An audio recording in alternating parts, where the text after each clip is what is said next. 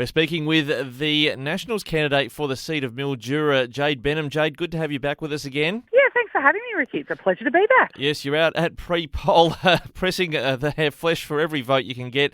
Now, when it comes to the southern part of the electorate, where our broadcast services largely are, Jade, among other controversies that have been in the area, what's going on with the Mallee Rally at Lake Tyrrell? Well, I think the problem is, Ricky, that not a lot is going on with the Mallee Rally at Lake Tyrrell, and that's an issue. It's one of the biggest events in Sea Lake. It brings a lot of people and a lot of tourism dollars to the town, and they are desperate to see it back. Now, although the coalition, no government can really make any outlandish promises, but we can work together with all key stakeholders to hopefully reach a compromise so that the event can come back, because the benefits for the town and for the region, not only just with the Mallee Rally, I mean, it's a great event, but motorsport in general, the benefits are so huge. We hopefully will be able to reach a compromise with all key stakeholders, sit down and have a conversation and work through what we can to hopefully bring it back. The race around Lake Tyrrell, for those not familiar with it, is a motor race that has invoked some Aboriginal heritage concerns in recent times, and understand it was postponed. Usually happens in the June long weekend. Yeah, it does. It's the same weekend as the Fink Desert Race as well, which happens over that weekend, which is a much larger scale. But those that can't make it to Fink traditionally, for 50 years or more, would come to Sea Lake to race buggies. So, there are some issues around it. There are some prohibited legislation in place. But, it's important on a number of levels. I mean, Lake Tyrrell is a wonderful place of heritage and of history, and really important history.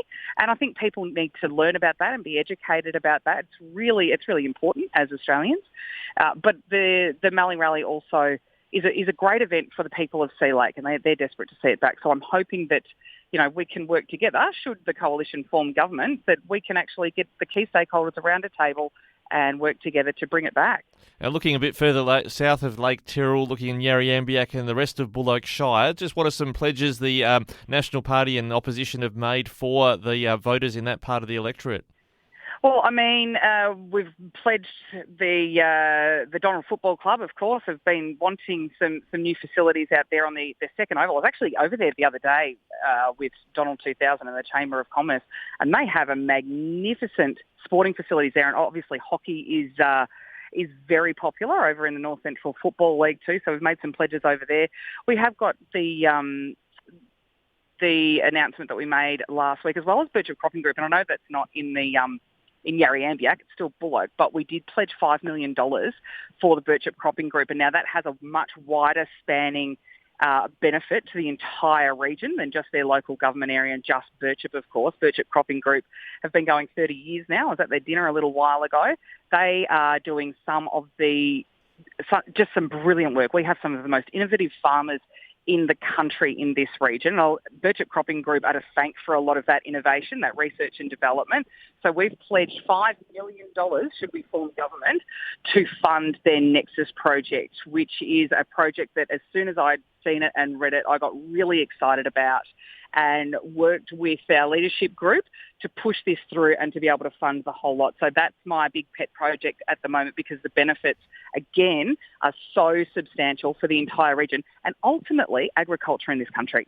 Yeah, well, agriculture is a big part of, a lot of the Mildura electorate, and also, whilst Mildura is a critical part of that, a whole lot of agriculture coming out of there, but the roads have been pretty badly damaged by wet weather and rain, and the recurring topic about the Murray Basin Rail project, I haven't heard any outlandish pledges about what will happen there, or are you saying, is the opposition going to fully fund that project that the Andrews government hasn't moved on?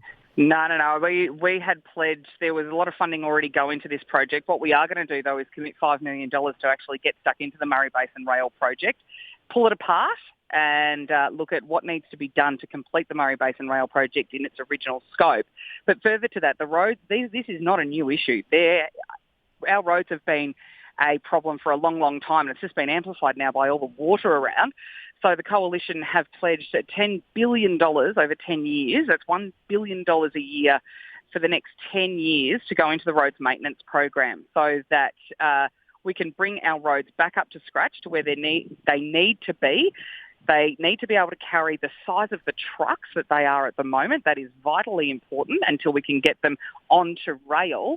And, of course, $10 billion will go a long way to doing that. There also needs to be accountability when those roads are fixed and reconstructed.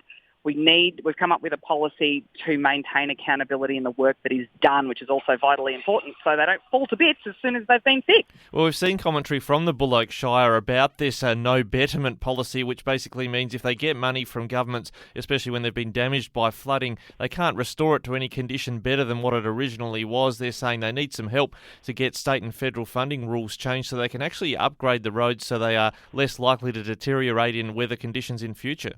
Yes, exactly. And that is another thing that we need to. We know that there are a lot of legislative boundaries that may have been written for the city, but the Nationals, again, we're the only party that goes into bat for regional Victoria, and the rules that apply in the city certainly don't apply to us out here. So we know that there is a little bit of legislation that needs tweaking and changing to benefit those of us that are out here feeding the country and the world. Good on you, Jade Benham. I'll let you get back to getting votes at pre-poll. Thanks for joining us again on Flow. Beautiful sunny day. Thank you, Ricky.